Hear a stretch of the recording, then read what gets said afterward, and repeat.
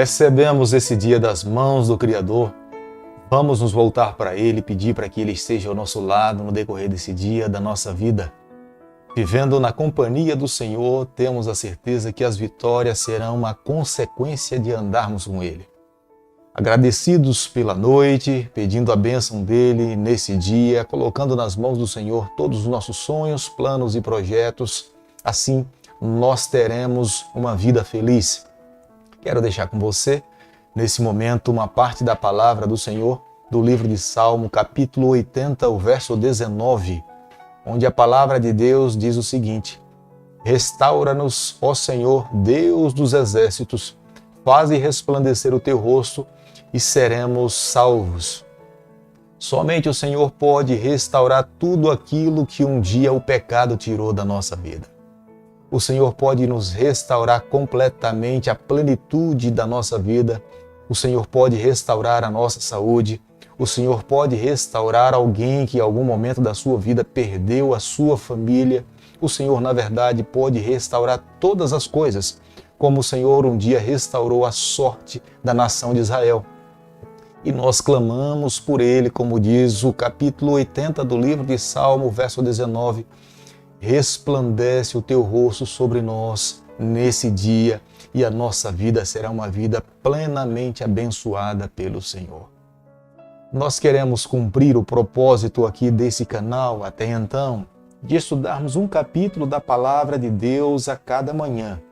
E nesse momento eu quero convidar você a ter nas mãos a Palavra do Senhor no livro de Deuteronômio, capítulo 4, o verso 1.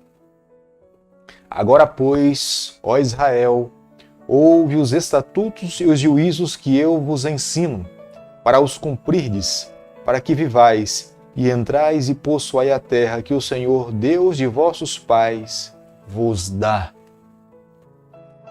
Você pode imaginar aquele momento solene. Moisés sabia perfeitamente, já tinha comunicado à nação de Israel, que ele não entraria na terra prometida. Nós não podemos negar os vínculos de amizade, de amor com seus familiares, esposa, netos e amigos que ele construiu no decorrer do tempo, liderando o povo de Deus até a entrada da terra prometida. Mas Moisés sabia que Deus tinha lhe falado que ele não poderia entrar na terra prometida, e ele agora estava falando como é que os seus filhos, a sua esposa, a nação de Israel deveria viver na terra prometida. Moisés começa a exortar o povo a viver uma vida de obediência. Ele mesmo se volta para o seu povo e fala: ouça. É como se ele estivesse dizendo: prestem atenção, vocês não podem se esquecer. E Moisés tinha sido testemunha clara de pessoas que no passado deixaram de obedecer ao Senhor e pagaram um alto preço. Agora ele estava voltando para o seu povo e estava dizendo: vocês precisam agora, dentro da terra prometida, na terra da aliança, viver uma vida de fidelidade ao Senhor. Nós compreendemos do valor de viver uma vida de obediência nos dias em que nós nos encontramos também, numa geração onde se ensina que de ser feliz é o que importa. Nós precisamos entender o que de fato importa é viver uma vida de fidelidade ao Senhor. É isso que nos traz vida, é isso que nos leva ao verdadeiro sentido da palavra felicidade. E é por isso que nessa manhã, nesse momento, nós queremos a cada dia andar ao lado do Senhor. No capítulo 4 do livro de Deuteronômio, verso 2, Deus tinha falado a Moisés que ele não deveria acrescentar nem diminuir nada do que o Senhor tinha lhe declarado. O valor da palavra de Deus, ela é soberana. A palavra de Deus, de fato, ela irá perdurar por toda a eternidade. Nenhuma palavra que o Senhor um dia proferiu deixará de existir. Por isso que hoje, agora, a cada dia pela manhã, nós nos levantamos e queremos viver uma vida de obediência ao que o Senhor nos ensina. Infeliz é aquele que diminui a palavra do Senhor. Infeliz é aquele que se considera muito sábio para acrescentar o que o Senhor já declarou na sua palavra. Deus não deu liberdade para ninguém, nem para somar, nem para diminuir. O que nós precisamos fazer a cada dia é obedecer. Israel pagou um alto preço quando lá em Baal Peor 24 mil pessoas acabaram perdendo as suas vidas quando eles deixaram de confiar na palavra do Senhor, quando eles não creram no que o Senhor tinha dito. Hoje, amigo, eu e você, nós precisamos confiar, nós precisamos crer, nós precisamos praticar. Não existe uma declaração mais sólida de que nós confiamos na palavra do Senhor quando nós vivemos a palavra do Senhor. E nessa manhã esse é o chamado de Deus para todos nós. O capítulo 4 e o verso 6, aqui está o propósito pelo qual Deus um dia chamou Abraão e os seus descendentes. Deus queria que os descendentes de Abraão fossem depositário das suas bênçãos. Deus não queria que a nação de Israel fosse egoísta. Deus queria que a nação de Israel pudesse compartilhar com outros povos o conhecimento que esse povo tinha a respeito de Deus. O nosso Deus é um Deus evangelista. O nosso Deus não é um Deus exclusivista. O nosso Deus tinha o desejo de salvar todo mundo. Agora, ele queria que a nação de Israel vivesse em fidelidade ao Senhor, porque vivendo dessa forma, recebendo as bênçãos do Senhor, eles mesmos seriam testemunhas vivas do que Deus tinha feito com eles e os outros povos queriam conhecer a respeito desse Deus. No capítulo 4 do livro de Deuteronômio, verso 8, a recomendação divina dada a Moisés era que a nação de Israel ela deveria ser obediente a toda a Torá. Nós sabemos que o santuário foi construído para que o sacerdote pudesse ministrar diante de Deus, intercedendo pela vida de cada israelita, de cada adorador. Mas no lugar santíssimo estava a lei de Deus dentro da Arca da Aliança. Ali estava a expressão do caráter do Senhor. Todas as leis dadas por Deus tinham um objetivo em especial. A nação de Israel deveria entender que eles deveriam amar ao Senhor acima de todas as coisas. Mas as leis dadas por Deus, elas deveriam ser obedecidas. Até as leis cerimoniais, no período em que o santuário estava em vigência, ele teve o seu devido valor. É claro que quando Jesus Cristo, na cruz do Calvário, entregou a sua vida, as leis cerimoniais perderam seu valor. Mas a lei moral, que é a expressão do caráter de Deus, ela de fato está em valor até nos dias de hoje. Nós sabemos que uma cidade, para um governante conseguir governar, ele precisa de leis.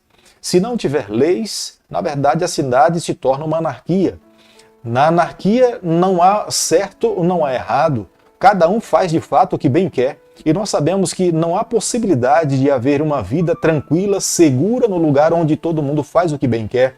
Se alguém for na casa de alguém e disser que a casa é dele, as leis irão proteger o verdadeiro proprietário, porque as leis servem para isso. Mas se não existir lei, na verdade qualquer pessoa será dono de qualquer coisa, de qualquer casa, de qualquer carro, porque não haverá lei para que possa defender o verdadeiro proprietário. As leis de Deus hoje para nós servem como um muro de proteção. Feliz é aquele que reconhece a bondade de Deus em entregar as suas leis. Mas é claro, as leis não nos salvam, mas aqueles que são salvos em Jesus Cristo reconhecem que precisam viver uma vida de fidelidade e de amor e de obediência às leis do Senhor. O capítulo 4 do livro de Deuteronômio, verso 9, o Senhor dá uma orientação a Moisés para que as orientações não ficassem apenas naquela geração.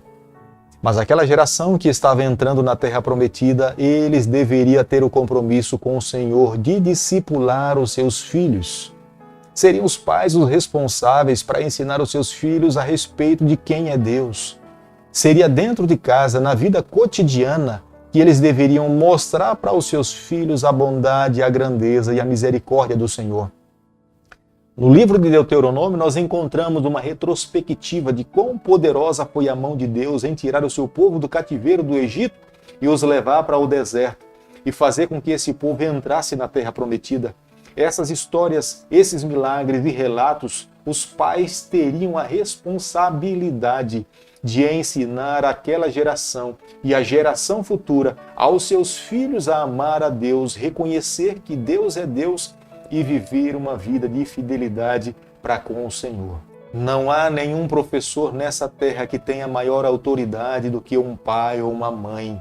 É por isso que o Senhor os responsabilizou com esse grande ofício, com essa tamanha responsabilidade.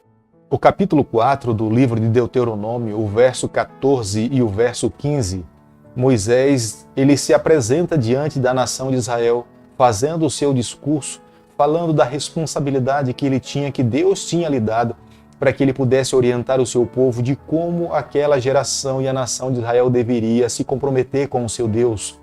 Porque os outros povos que estavam ao redor da nação de Israel, eles tinham se corrompido. As outras nações criaram deuses para si, criaram uma figura humana como representando o divino. Isto era uma ofensa para o Senhor. E Deus estava advertindo ao seu povo, dizendo que eles deveriam estar atentos para não se enveredassem pelo mesmo caminho. Vivendo dessa forma, eles trariam maldição sobre as suas vidas. Eles estariam abandonando o Senhor e seguindo a cultura daquele período.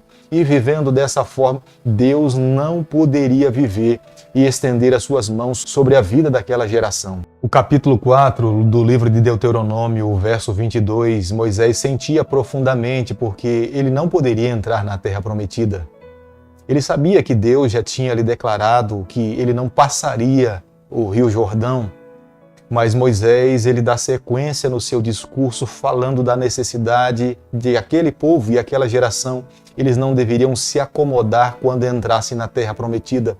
Havia uma preocupação no coração de Moisés, é que eles, ao receberem a bênção, eles começassem a viver uma vida cômoda.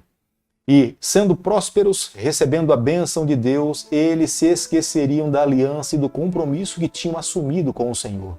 E, consequentemente, perderiam o primeiro amor. Acabariam vivendo um compromisso com Deus como se não fosse de grande importância para suas vidas. Deus não aceita um coração dividido. Deus queria a exclusividade do seu povo. É o que Deus espera nos dias em que nós vivemos. Deus espera um povo exclusivamente seu. Deus espera que aqueles que um dia irão fazer parte do remanescente e que irão entrar na terra prometida precisam viver exclusivamente para o Senhor. Não tem como agradar dois deuses, não tem como usufruir dessa terra, dos prazeres dessa terra e depois pensar que terá condições de usufruir da nova Jerusalém. Deus espera que nós vivamos uma vida exclusiva para Ele. Vivendo dessa forma, teremos a condição de ter a bênção de Deus e viver com Ele por toda a eternidade. O capítulo 4 do livro de Deuteronômio, do verso 31 ao verso 35, Moisés tem uma preocupação de enaltecer as obras do Senhor. E ele relembra a nação de Israel de quão amável foi Deus em os libertar do cativeiro do Egito. Com mão poderosa, os levou para o deserto e estava lhe dando agora a alegria de entrar na terra prometida.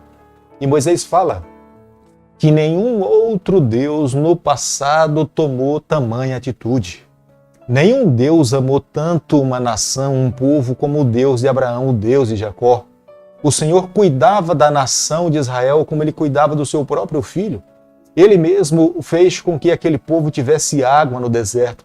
No decorrer da noite, Ele fazia com que uma claridade acompanhasse o seu povo. Mas no decorrer do dia havia uma nuvem que amenizava o calor causticante do sol. A vestimenta e as sandálias daquele povo, eles não se desgastaram porque era a bênção de Deus. E Moisés lembra ao seu povo que nenhum outro Deus conseguiu amar tanto um povo como o Deus de Abraão e o Deus de Jacó. Amigos, nos dias em que nós estamos vivendo, nós não podemos nos esquecer também que temos um Deus que nos ama, um Deus que enviou o seu Filho aqui a esse mundo morrer por cada um de nós. Na cruz do Calvário é o preço que Ele pagou para que nós pudéssemos ter a esperança da salvação. O que eu e você nessa manhã precisamos fazer é nos apegarmos a Ele com todo o nosso coração. Ao concluirmos nessa manhã o capítulo 4 do livro de Deuteronômio, Moisés conclui fazendo um apelo, colocando diante da nação de Israel a lei de Deus, que era símbolo da aliança de Deus com o seu povo, e que a nação de Israel jamais deveria se esquecer que a fidelidade pela qual eles viveriam ao lado do Senhor seria o resultado da felicidade que eles iriam usufruir naquela terra. Se eles vivessem uma vida fiel, seriam extremamente felizes. Mas se eles vivessem uma vida infiel, teriam que passar por problemas e dificuldades. Hoje, Eu e você, nessa manhã, nós não podemos nos esquecer. O resultado da nossa felicidade será a maneira como nós expressamos a nossa fidelidade ao nosso Deus no dia de hoje. Nós queremos, nessa manhã, renovar a nossa aliança com o Senhor, o nosso compromisso de amá-lo cada vez mais, de reconhecê-lo e agradecê-lo pela bondade e a misericórdia que Ele se derrama sobre nós a cada manhã, a cada dia. E quero, nesse momento, convidar você para que nós juntos possamos fechar os nossos olhos, falar com o nosso Criador, colocarmos a nossa vida nas suas mãos e pedirmos a bênção dele sobre a nossa vida no dia de hoje. Querido Pai, nas tuas mãos, nessa manhã, nós nos colocamos. Nós confessamos as nossas falhas. Nós pedimos perdão pelos nossos erros. Nos permita cada dia andar ao teu lado. Nos dê a graça de um dia podermos entrar na tua cidade, vivermos com o Senhor para todo sempre. É o nosso pedido, é a nossa oração e nós fazemos em nome de Jesus. Que o Senhor te abençoe e te guarde.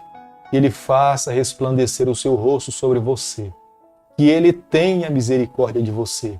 Que sobre você nessa manhã Ele levante o seu rosto e conceda a sua paz em nome de Jesus. Amém.